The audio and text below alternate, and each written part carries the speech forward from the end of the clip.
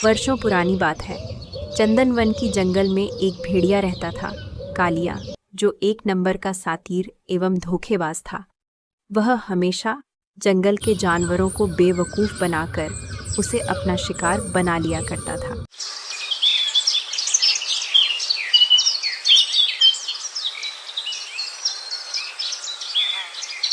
एक दिन सुबह सुबह भेड़िया अपने शिकार पर निकलता है और जंगल में इधर से उधर घूमने लगा। तभी भेड़िए को एक बैल दिखा। बैल को देख भेड़िया, अरे आज तो काफी मोटा ताजा शिकार मिला है, पर इसे मारना मेरे बस की बात नहीं है।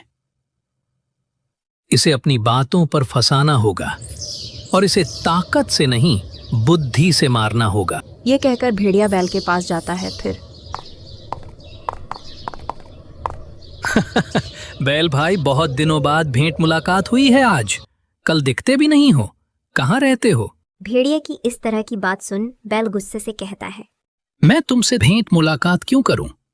क्या तुम मेरे मौसी के लड़के हो या फिर मेरे कोई रिश्तेदार जो मैं तुमसे हर रोज भेंट मुलाकात करने तुम्हारे पास आया करूं? बैल की इस तरह की बात सुन भेड़िया मन ही मन सोचने लगा, अरे ये बैल तो बहुत ही टाइट है लगता है। ये बैल मेरा ही शिकार न कर दे, मुझे संभल कर रहना होगा। भेड़िए को सोच में डूबा देख बैल। क्या हुआ भेड़िए, तुम किस सोच में डूब गए? अरे भाई, मैं तो ये सोच रहा था कि तुम पहले के मुकाबले काफी कमजोर हो गए हो। क्या आजकल पेट भर खाना नहीं मिलता क्या? भेड़िए की इस तरह की बात सुन बैल गुस्से में ऊंचे स्वर से बोल, देखो भेड़िए, तुम्हें मेरे लिए ज्यादा चिंता करने की कोई जरूरत नहीं, क्योंकि मैं तुम्हारे इरादे को काफी अच्छे से जानता हूँ। तुम काम की बात करो।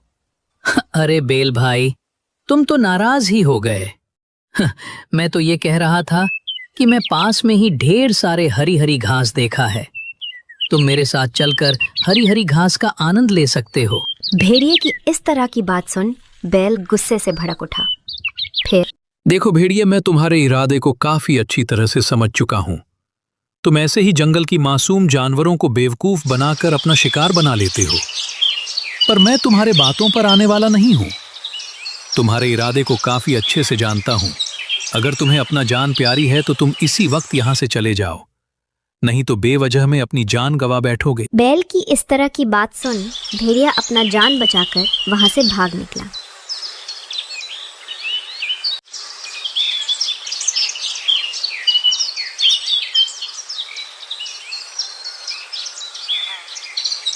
दूसरे दिन सुबह सुबह भेड़िया, अरे आज तो मुझे सुबह सुबह ही बहुत ही जोरों का भूख लग रहा है।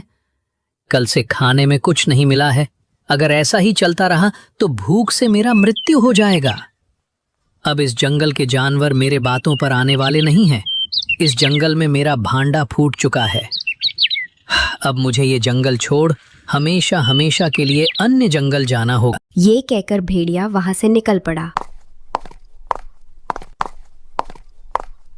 और अन्य जंगल जा पहुंचा। फिर न जाने इस जंगल को किसकी नजर पड़ गई। चारों तरफ सुख ही सूखा पड़ गया। हाँ बकरी बहन, तुम ठीक ही कह रही हो। इस जंगल का क्या ही होगा। अब तो ऊपर वाले का ही सहारा है लगता है। लगता है इस जंगल में काफी समय से बारिश नहीं हुई है। इस जंगल के सभी जानवर पानी के बिना बहुत ही परेशान लग रहे हैं।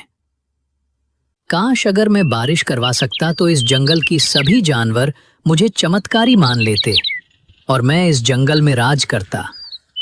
जंगल के सभी जानवर मुझे भगवान समझने लगते। मगर बारिश करवाना मेरे बस में नहीं है। मुझे कोई और योजना ढूंढना पड़ेगा। ये कहकर भेड़िया वहां से आगे निकल गया और फिर भेड़िया जानवरों का बात बड़े ध्यान से सुनने लगा। बाघ भाई, मैं ये रोज रोज का आधा पेट खाना खा खा कर काफी कमजोर होने लगा हूँ। मेरा भी यही हाल है भाई। और अब तो इस जंगल के शाकाहारी जानवर नदी की ओर पानी पीने भी नहीं आते हैं। पता नहीं वो भालू भी कहाँ चले गया। नहीं तो वो हमें भविष्यवाणी करके सही राह दिखता था। अगर वो इस वक्त यहाँ होता तो अपने चमत्कारी शक्ति से बारिश भी करवा सकता था। अब क्या होगा इस जंगल का? तो वो भुलक्कड़ भालू भविष्यवाणी करता है। मुझे उससे अभी के अभी मिलना होगा, पर वो इस वक्त मिलेगा कहाँ पर? जो भी हो, मुझे उसे ढूंढना ही होगा। यह कहकर वह भेड़िया भालू को ढूंढने निकल पड़ा और भालू के पास जा पहुंचा। फिर तुम यहाँ क्या कर रहे हो भालू? मैं तुम्हें पूरा जंगल ढूंढ लिया। तुम कौन हो? मैं तुम्हें नहीं पहचानता। अरे भालू, मैं तुम्हारा शिष्य हूं और तुम मुझे वो मंत्र बताने वाले थे जिससे बिना मौसम का बारिश कराया जा सके, पर मुझे तो कुछ याद ही नहीं है।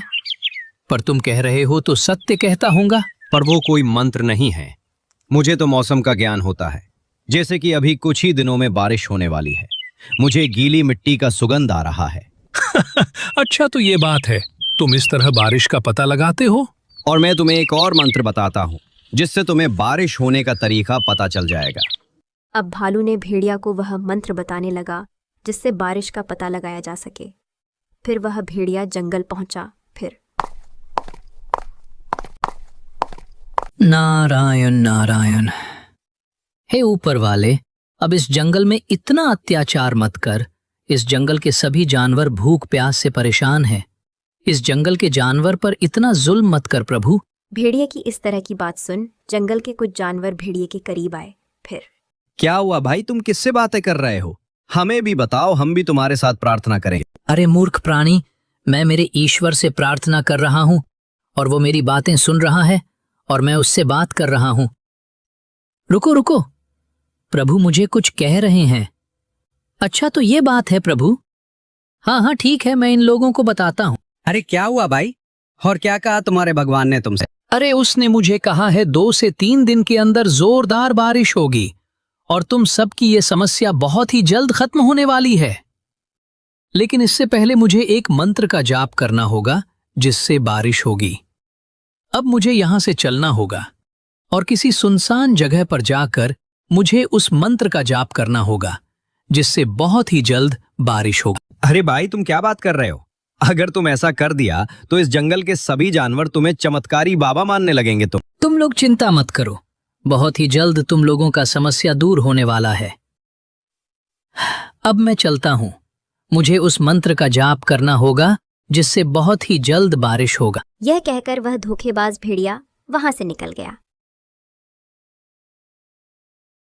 इधर जंगल के सभी जानवर बेसब्री से पानी का इंतजार करने लगे और 2 दिन बीत गए, लेकिन पानी नहीं गिरा। फिर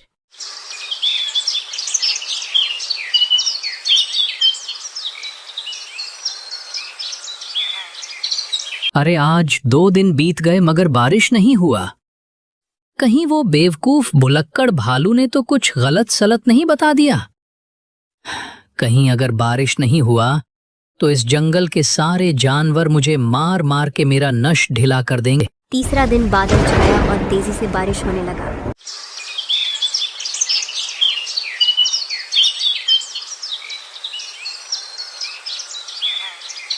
अरे चमत्कार हो गया ये सब। वो भेड़िए बाबा का कमाल है। भला हो उस बाबा का जो हमारे संकट की घड़ी में आकर हमारा समस्या दूर किया। हमें उसके लिए कुछ उपहार लेकर चलना चाहिए। फिर जानवर सब भेड़िए के पास जा पहुंचे। यह देख भेड़िया काफी खुश हो गया क्योंकि वह भेड़िया अपनी योजना में कामयाब हो गया। चमत्कारी बाबा की जय हो, चमत्कारी बाबा की जय हो। अरे वो बाबा जी, आप तो चमत्कार कर दिए। जोरदार बारिश हुई है, चारों तरफ हरा भरा लग रहा है और हम सब जंगलवासी बहुत ही खुश हैं और आपके लिए भेंट लाए हैं। हमारा भेंट स्वीकार करें। अरे ये सब ईश्वर की कृपा है, अगर शुक्रिया करना है तो उसकी करो। मैं तो उसका सेवक हूँ, वो जैसा कहा मैं वैसा किया। पर बाबा जी, हम सब तो आपको ही अपना भगवान मानते हैं। चमत्कारी बाबा की जय हो, चमत्कारी बाबा की जय हो। और ऐसे ही जंगल के सभी जानवर भेड़िए को चमत्कारी बाबा मानने लगे।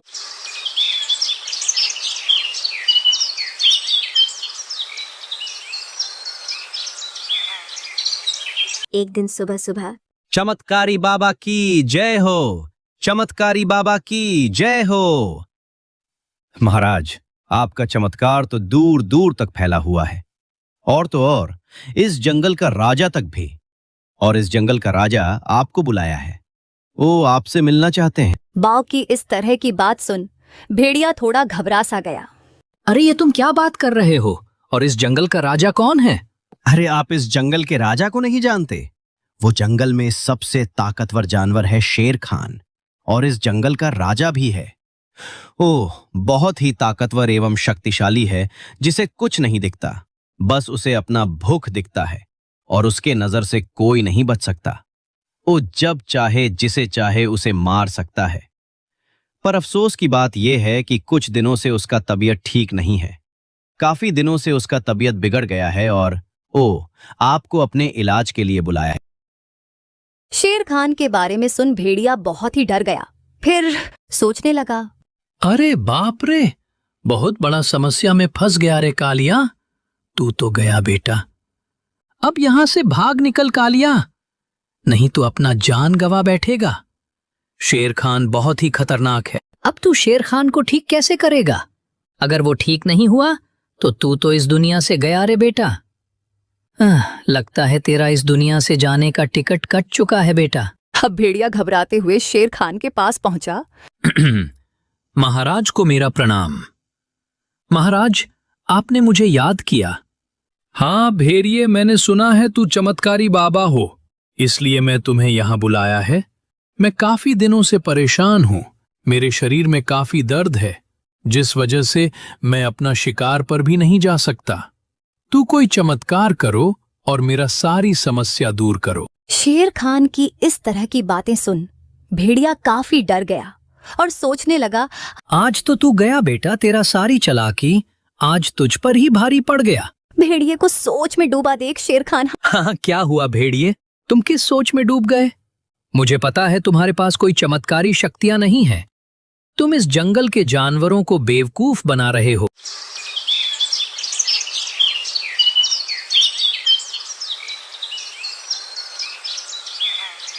शेर खान की इस तरह की बात सुन भेड़िया काफी डर गया और भेड़िया को डरा हुआ देख शेर खान, क्या हुआ भेड़िए, मेरा बात सुन। तेरे चेहरे की बारा क्यों बज गया? मुझे मालूम तेरे पास कोई चमत्कारी शक्ति है ही नहीं, लेकिन तुम मुझसे डरो मत और तुम ऐसे ही नाटक करते रहो। और इस जंगल के कोई भी जानवर अपना समस्या लेकर आए, उसे मेरे इस गुफा में भेजना।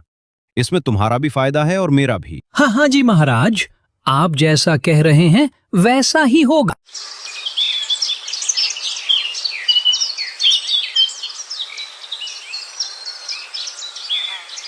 अब भेड़िया जंगल के मासूम जानवर को शेर खान की गुफा में मूर्ख बनाकर भेजने लगा और अब शेर खान को अपने गुफा में बैठे बिठाए भोजन मिलने लगा और शेर खान का बचा खुचा खाना खाकर भेड़िया का दिन भी मजे में कटने लगा।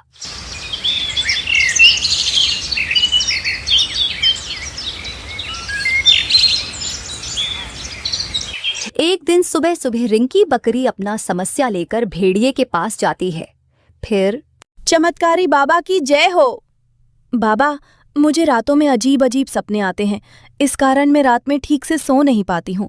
कृपया करके मुझे इस समस्या से छुटकारा दिलाइए। तुम चिंता मत करो, तुम्हें बहुत ही जल्दी इस समस्या से छुटकारा मिलेगा। और सामने मेरा गुफा दिख रहा है, तुम वहां चलो, मैं अभी आया। फिर बकरी गुफा में जाने लगी और जैसे ही बकरी गुफा के अंदर गई शेर खान बकरी पर टूट पड़ा और बकरी को मार डाला और मारकर खाने लगा। फिर, क्यों सरकार, मेरे लिए कुछ बचा है या फिर सब चट कर गए?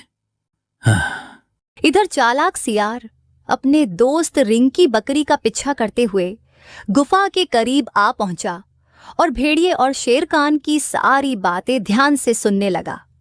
फिर, अरे नहीं, भेड़िए अंदर जाओ और बकरी की मांस का आनंद लो।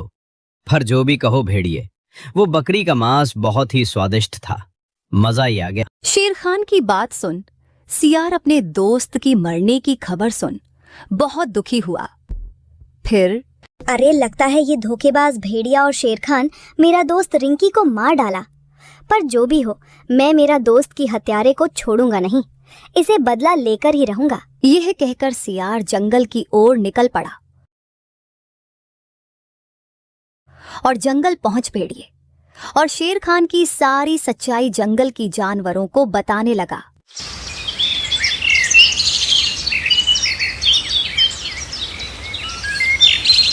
और सुबह होते ही सियार जंगल के कुछ जानवर को इकट्ठा कर शेर खान की गुफा के पास आ पहुंचा। फिर ये धोखेबाज भेड़िया और शेर खान मेरे दोस्त रिक्की को मार डाला।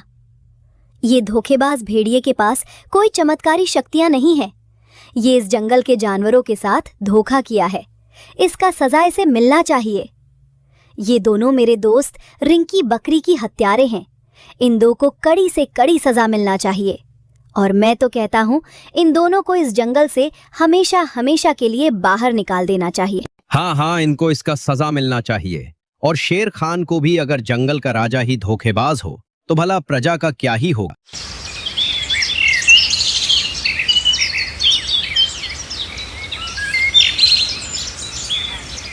फिर जंगल के सभी जानवरों इकट्ठा होकर शेर खान और भेड़िए को हमेशा हमेशा के लिए उस जंगल से बाहर निकाल दिए और जंगल के बाकी जानवर सुख चैन से रहने लगे।